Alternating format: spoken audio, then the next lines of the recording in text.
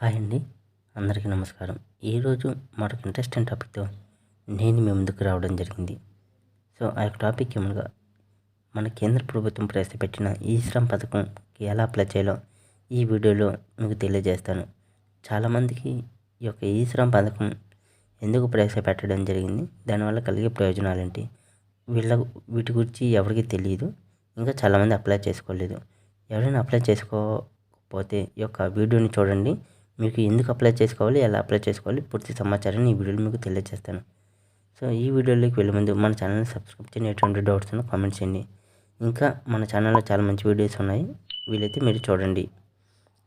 మీరు ఈ శ్రమ్ పథకానికి అప్లై చేసుకోకపోతే ఈ యొక్క ప్రయోజనాలను చూసి మీరు ఖచ్చితంగా అప్లై చేసుకుంటారు. మీరు అప్లై చేసుకోవడానికి ఈ శ్రమ్ పథకానికి ఎటువంటి ఫీజు చెల్లించిన అవసరం లేదు. Just Aadhaar card, mobile number వాటికి సంబంధించి ఉంటే చాలు. అసలుకి దీనివల్ల కలిగే ప్రయోజనాలు ఏంటో చూద్దాము. ప్రస్తుతం ఈ శ్రమ్ ద్వారా రిజిస్ట్రేషన్ మాత్రమే జరుగుతుంది.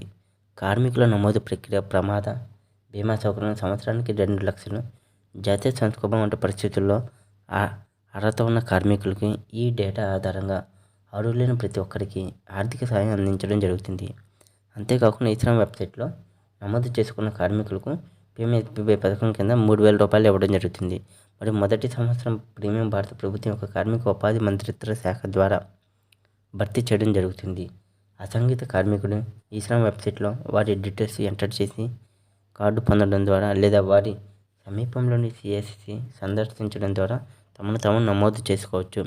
అంతేకాకుండా వారు తమ సంబంధిత బ్యాంకులు కూడా సందర్శించవచ్చు. అత్యవసర మరియు జాతీయ మహమ్మారి వంటి పరిస్థితులలో అర్హులైన కార్మికులకు అవసరమైన ఆర్థిక సహాయాన్ని అందించడానికి భారత ప్రభుత్వం ఈ పథకాన్ని ప్రవేశపెట్టడం జరిగింది.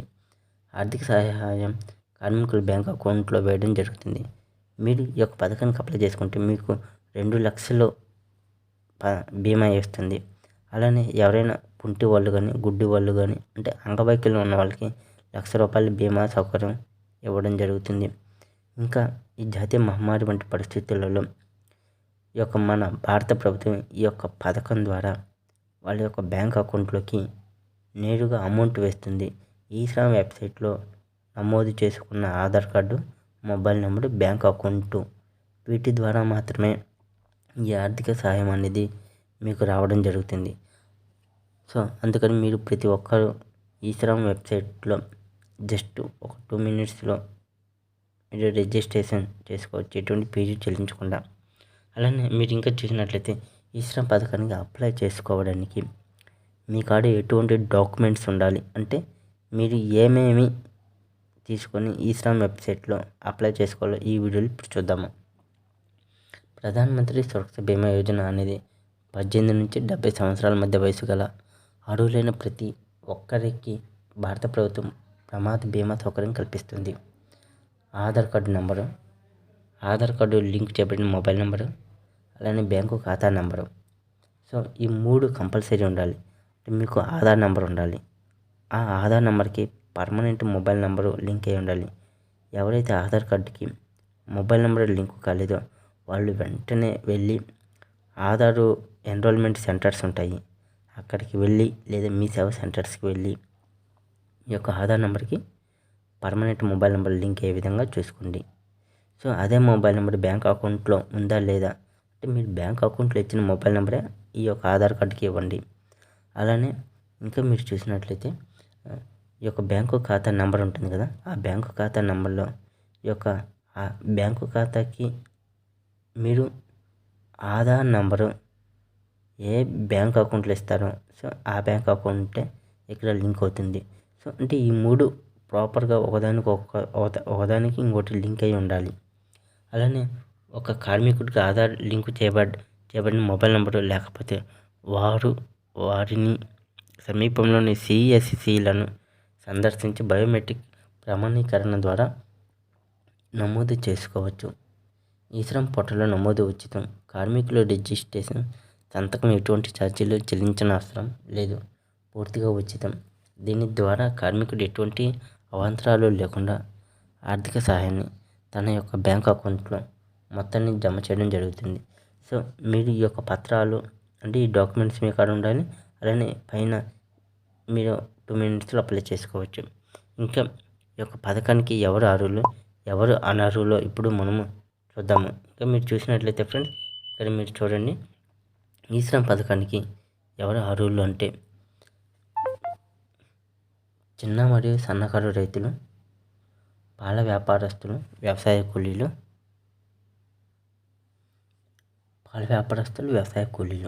అలానే కూరగాయలు మరియు పండ్లు అమ్మే వ్యక్తులు, వలస కార్మికులు, ఇటుక బట్టి కార్మికులు, మత్స్య కార్మికులు మరియు మిల్లు కార్మికులు, జంతు సంరక్షణ మరియు అమ్మకపుదారులు, బీడీ కార్మికులు మరియు చేనేత కార్మికులు, లేబులింగ్ మరియు ప్యాకింగ్ కర్మాగారాలు పనిచేసే కార్మికులు, పెయింటింగ్ కార్మికులు మరియు రంగు అద్దకపుదారులు, కార్పెంటర్ వర్క్స్లో ఉప్పు మరియు చర్మ శుద్ధి కార్మికులు, భవన మరియు నిర్మాణ కార్మికులు. సో ఇంకా వీలే కాకుండా మంత్రసానులు మరియు తోలు శుద్ధి కార్మికులు, గృహ కార్మికులు మరియు మంగళ పనివారు, చాకలి పనివారు, న్యూస్ పేపర్ అమ్మే వ్యక్తులు మరియు ఆటో కార్మికులు మరియు రిక్షా కార్మికులు, ఆశా వర్కర్లు మరియు దుకాణదారు మరియు మోటారు వాహన కార్మికులు, వస్తువుల సేవల అమ్మకం నిమగ్నమైన 10 మంది కంటే తక్కువ ఉన్న కార్మికులు ఈ పథకానికి అర్హులు. వీధి కార్మికులు మరియు చిన్న వర్తక వ్యాపార వస్తువులు, ఇలా మరెన్నో చిన్న వర్కర్స్ ఈ పథకానికి అప్లై చేసుకోవచ్చు. అంటే మీరు కానీ ఇందులో చూసినట్లయితే ప్రతి ఒక్కరూ ఈ యొక్క పథకానికి అర్హులే. ఎవరు అర్హులు కాదు అంటే ఇప్పుడు మనం చూద్దాము. ఈ పథకానికి అనర్హులైన వారు లేదా రిజిస్ట్రేషన్ చేసుకోవడానికి అనర్హులైన వారు ఎవరంటే గృహ ఆధారిత కార్మికులు లేదా స్వయం ఉపాధి పొందే కార్మికులు లేదా ఏదైనా వేతనాన్ని పొందుతున్న కార్మికులు. అంటే ఎవరైనా జాబ్ హోల్డర్స్ ఉంటారు కదా, గవర్నమెంట్ జాబ్ వాళ్ళైనా ప్రైవేట్ జాబ్ వాళ్ళైనా వాళ్ళకి ఈఎస్ఐ పథకం వస్తుంది, అలానే ఈపీఎఫ్ఓ కట్ అవుతుంది. వాళ్ళు ఈ యొక్క పథకానికి అనర్హులు. జాబ్ చేస్తూ ఈఎస్ఐసి లేదా ఈపీఎఫ్ఓ సభ్యులు ఈ పథకానికి అనర్హులు. అంతేకాకుండా ఏదైనా వ్యాపారాలు చేస్తూ గవర్నమెంట్కి జిఎస్టీ కడుతున్న వ్యక్తులు ఈ పథకానికి అనర్హులు. అంతేకాకుండా స్వయం ఉపాధి పొందే కార్మికులు మరియు వాటి అనుబంధ సంస్థలు ఈ పథకానికి అనర్హులు. అతను ఆదాయపు పన్ను చెల్లింపుదారు కాకూడదు. అంటే జిఎస్టీ కడుతున్నవారు లేదా గవర్నమెంట్ జాబ్ వాళ్ళు లేదా ప్రైవేట్ జాబ్ వాళ్ళకి ఈఎస్ఐ పథకం అనేది వస్తుంది. వాళ్ళు కానీ లేకపోతే ఈపీఎఫ్ఓ మన శాలరీలో ఈపీఎఫ్ఓ కట్ అవుతుంది, ఎంప్లాయీ ప్రావిడెంట్ ఫండ్ ఆర్గనైజేషన్ అని కొంత అమౌంట్ అనేది కట్ అవుతుంది. వాళ్ళు కూడా ఈ యొక్క పథకానికి అనర్హులు. అలానే జిఎస్టీ కడుతున్న వాళ్ళు, అలానే పెద్ద సంస్థ వాళ్ళు కూడా ఈ యొక్క పథకానికి అనర్హులు. వీళ్ళు తప్ప మిగతా ఎవరైనా కానీ ఈ యొక్క పథకానికి అర్హులే. సో చిన్న వ్యాపారస్తులు, పొలం ఉన్న వాళ్ళు కూడా ఈ యొక్క పథకానికి అనర్హులు. ప్లీజ్ మీరు వెంటనే ఈ యొక్క పథకానికి ఇందాక చెప్పిన డాక్యుమెంట్స్ తీసుకుని ఎక్కడికి వెళ్ళకుండా జస్ట్ మీరు నా వీడియో చూడండి. నేను ఆల్రెడీ ఒక వీడియో చేశాను, ఆ వీడియో చూడండి. జస్ట్ మీరు రూపాయి కూడా చెల్లించిన అవసరం లేదు.